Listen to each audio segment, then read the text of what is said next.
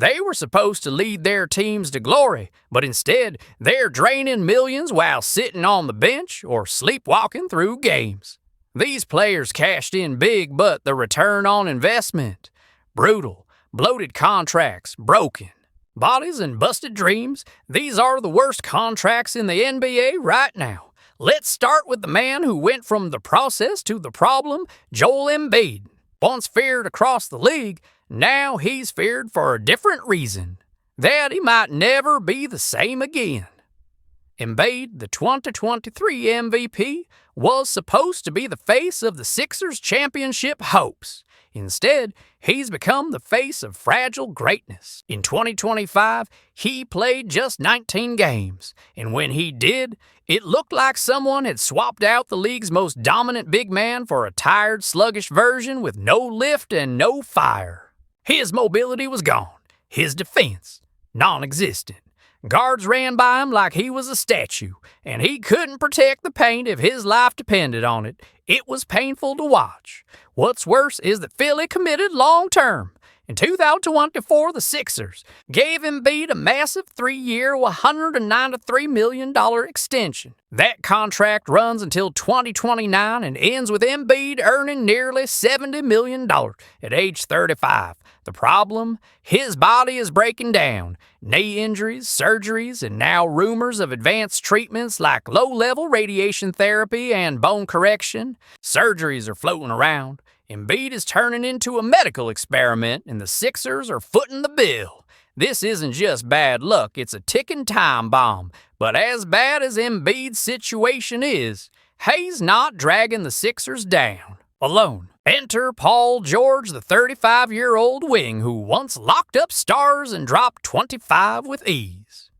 In 2025, PG was a ghost. Battling groin and knee injuries all season, George limped through games with barely 16 points a night on poor shooting splits. His defense, which used to be elite, is now average at best and on some nights, downright awful. He's earning over $50 million a year and still has years left on his deal. Together, Embiid and George are eating up nearly 40% of Philly's cap space, and all they've given back is missed games and first-round exits. They're not a duo, they're an anchor. The Sixers aren't alone in their misery. Out west, the Phoenix Suns are living through their own nightmare. After their 2021 finals run, they went all in and then some. Trading for Kevin Durant was a risky but understandable move. But the second trade, that's where things fell apart. They sold the farm for Bradley Beal, a player who hadn't made a major impact in years. Phoenix gave up Chris Paul, Landry Shamet, multiple pick swaps, and 6 second-rounders. In return, they got a player who can't defend, doesn't pass much, and can't stay healthy. Beal's scoring dipped under 20 points per game for the first time in a decade, and he was a non-factor in most Suns' losses. What makes Beal's situation even worse is his no-trade clause, one of only 2 in the entire league. He's the NBA's most unmovable contract. Beal is 32 years old, declining physically, and still owed over $110 million. In 2025, he made $50 million, and he'll keep cashing checks while the Suns spiral. The result? Phoenix missed the play-in entirely. They mortgaged their entire future and got a broken roster, no picks, and no flexibility. Durant will likely be traded, and the franchise will rebuild around nothing. Speaking of catastrophic trades, Minnesota still holds the crown for the most overpaid big man in the league, Rudy Gobert.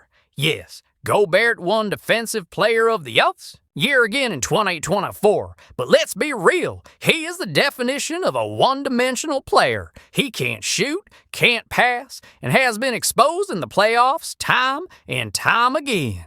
And yet, Minnesota gave up 5 players, 4 first-round picks, and a pick swap to get him. Among those players, Jared Vanderbilt, an elite perimeter defender, Walker Kessler, a shot-blocking machine, Malik Beasley, a top-tier three-point shooter. The Timberwolves didn't just overpay, they gave away the future for a specialist who averages 11 points a game. Gobert's contract? Disgusting. He made $43 million in 2025, and the Wolves doubled down, giving him an extra 3 years and $110 million on top of it. By the time this new deal ends, he'll be 36 years old and likely averaging 6 points, 6 rebounds, and a few bad fouls a night. The worst part? To afford Rudy's deal, the Wolves had to ship out Karl Anthony Towns, the best shooting big man the NBA has ever seen. Say what you want about Towns' defense, at least he can score. Gobert is like buying a Ferrari and only using it to go to the grocery store. The cost makes no sense. And then there's the saddest case of them all, Kawhi Leonard. A top 5 player when healthy, Kawhi is a complete force on both ends of the floor. But here's the truth. Since joining the Clippers, he's played in just 56% of their games. Every year, it's the same story. A great start, a mysterious injury, and then radio silence. By the playoffs, he's usually in street clothes and the Clippers are heading home early. Kawhi made over $45 million in 2025. On a per-game basis, he's one of the most expensive athletes in the history of sports. The Clippers built their entire franchise